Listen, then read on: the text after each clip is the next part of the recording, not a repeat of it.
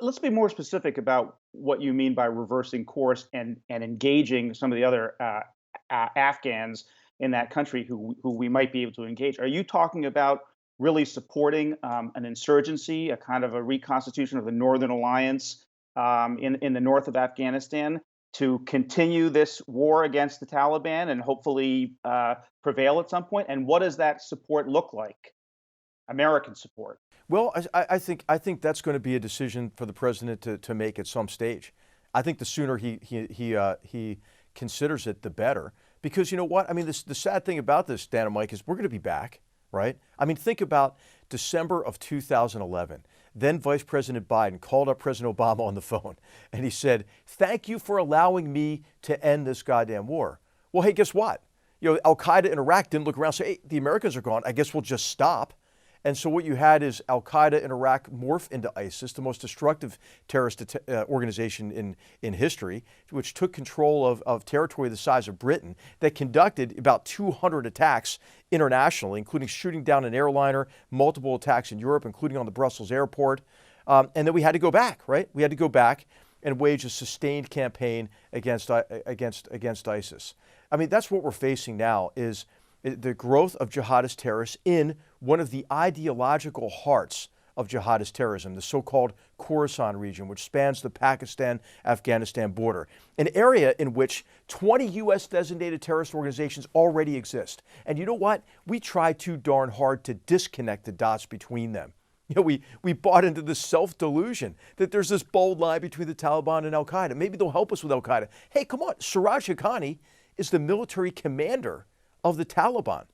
He is a prominent leader, within al-Qaeda as the head of the Haqqani network. And guess what? He's the #1 taker of U.S. hostages, and he is the master of mass murder attacks in urban areas. That's what the Haqqani network brought in terms of their differential advantage to jihadist terrorism.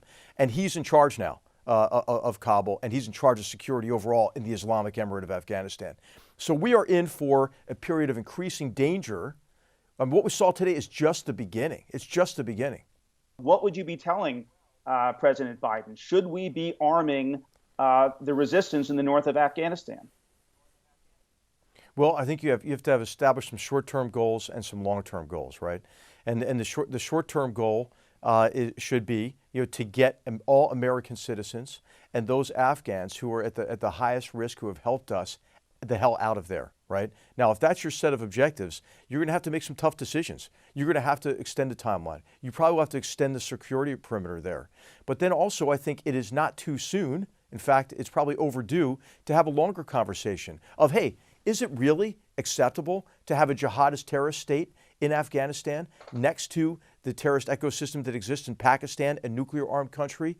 I mean, and the risk associated to American citizens and our homeland associated with that. And if not, then I think there has to be a discussion about what options exist to ensure that that doesn't happen.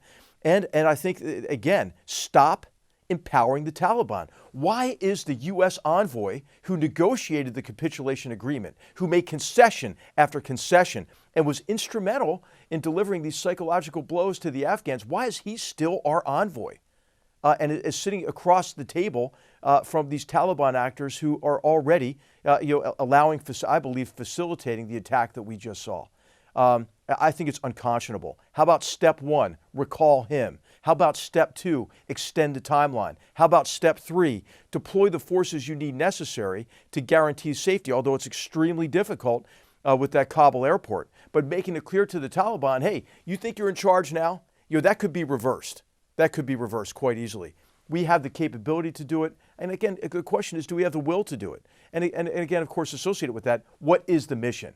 Is the mission just to complete our surrender and to leave the field there in humiliation and leave behind American citizens and leave behind Afghans who will be mercilessly brutalized and taken hostage? Or is the mission to get them the hell out of there?